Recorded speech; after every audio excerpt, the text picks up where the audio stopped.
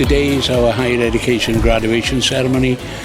It's one of the highlights of our year at the NPTC Group of Colleges.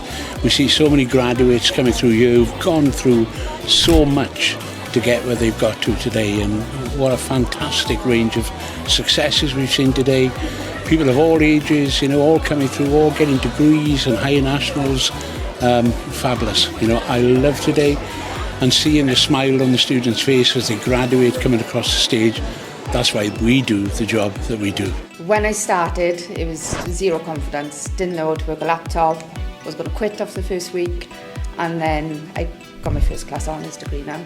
So I'm receiving an honorary fellowship, and I'm incredibly grateful to be doing so. It's a wonderful achievement, and I'm very grateful. It just makes me feel seen, and feel understood as a writer and a poet, and it reminds me that my work is worthwhile. I'm trying to bring some light to the world with my poetry, and so yeah, it's really wonderful.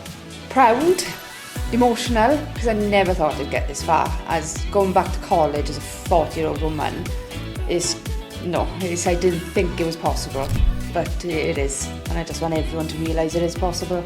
My sister and my daughter, they signed up to, my sister's on level 5 and my daughter now is on level 4, and my daughter has used me as an inspiration, so I'm not going to get emotional, but yeah, she signed up to the course and she's doing really well. So is my sister, and my sister's had some struggles with her youngest boy being ill all the time, but she's smashing it. She's doing really well.